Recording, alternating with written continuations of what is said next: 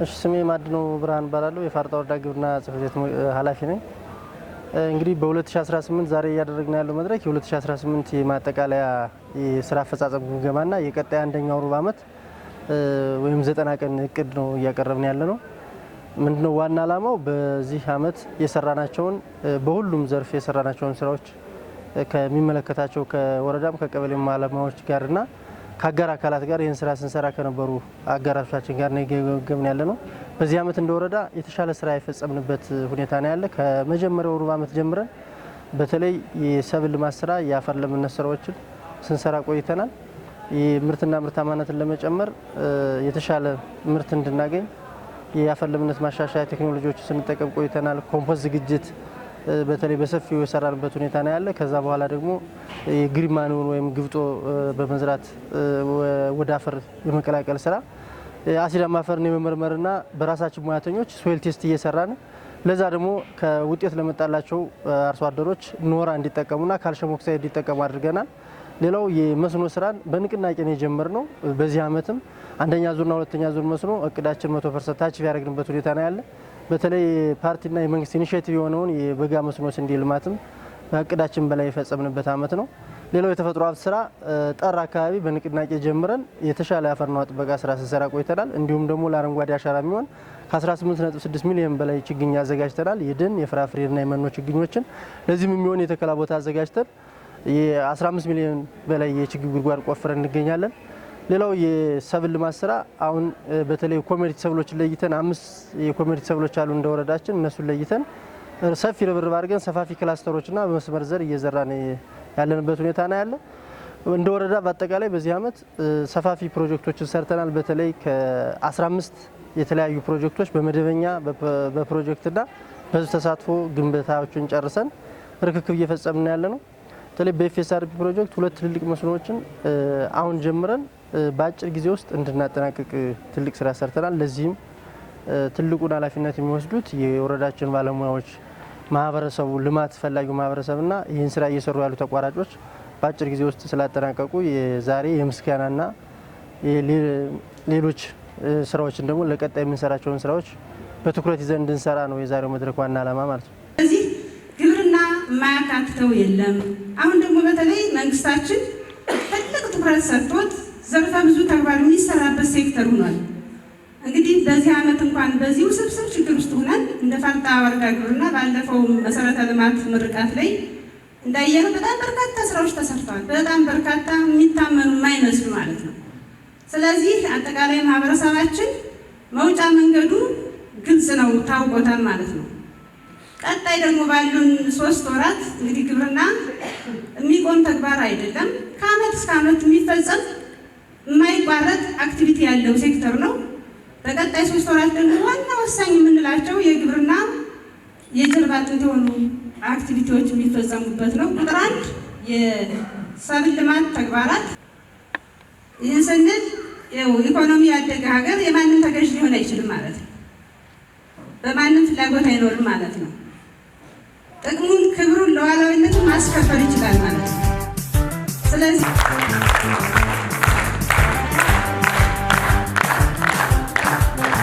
እሱንም ለኛ 2 ሄክታር ሰጥቶን እየሰራን ያለበት ሁኔታ ነው ያለ።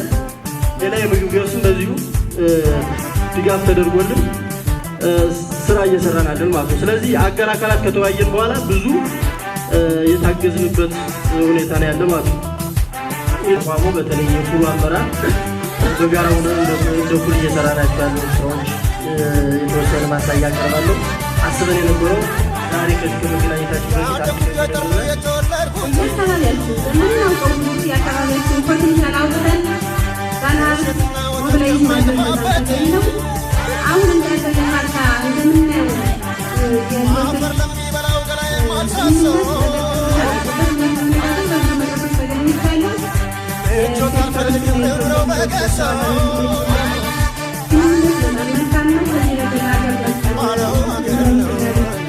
ከተሰሩ ስራዎች አኳያ እውነት ለመነጋገር ግብርና የሚነቃ ተግባር ሰጣው በቀናነት በማስተባበር በመስራት በማሰራት በኩል ኮሜንት ሲያደርጓቸው ያንን ኮሜንት ወስዶ በመስራት በኩል ያለው ነገር በጣም ጥሩ ነው። በግብርና በምናደርጋቸው መድረኮች ወይም በነዛ በግብርና አጀንዳዎች ዙሪያ በምንገኝባቸው መድረኮች ሁልጊዜ ኮርተን ነው የምንወጣ፣ በጣም ጥሩ ነው የሚል ሀሳብ አለኝ። በጥቅሉ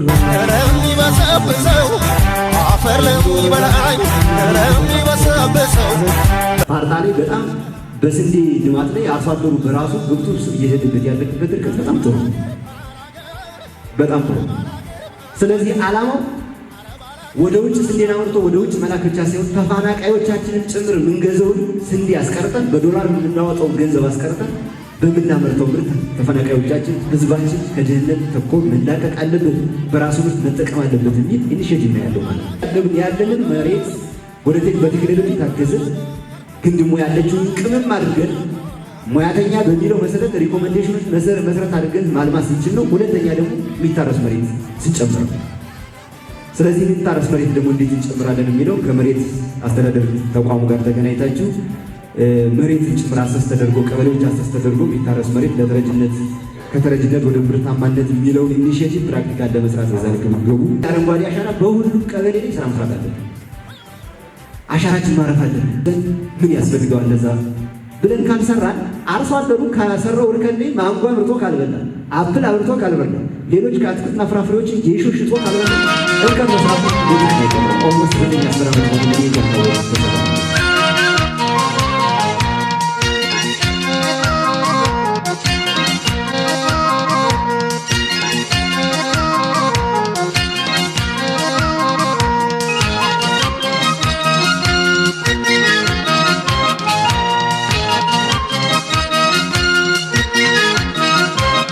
አመጣኝ መውደድሽ አይ ሲያምር እንዳሞራ ሲያበር አይ ሲያምር ደስ ነው ሰቆጣሽ ዋብ አመጣኝ መውደድሽ አይ ሲያምር እንዳሞራ ሲያበር አይ ሲያምር ደስ ነው ሰቆጣሽ ዋብ ክትት አድርጎ ሲበርበር ሆነ እንዳሞራ ሲያበር ሁሉ ተቀምጣ ሲያበር ሁሉ ተቀምጣ ሲያበር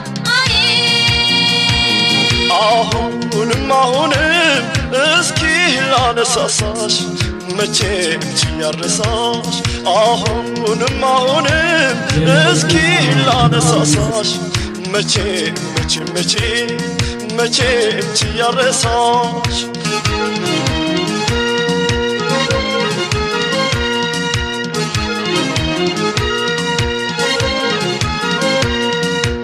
አካል ደማማ ዘብረዞማ አካል ስለሺ ተመለሺ አካል አንቺ ነይ እኔ ለምታ ካልተገናኙ ፍቅር አይወጣ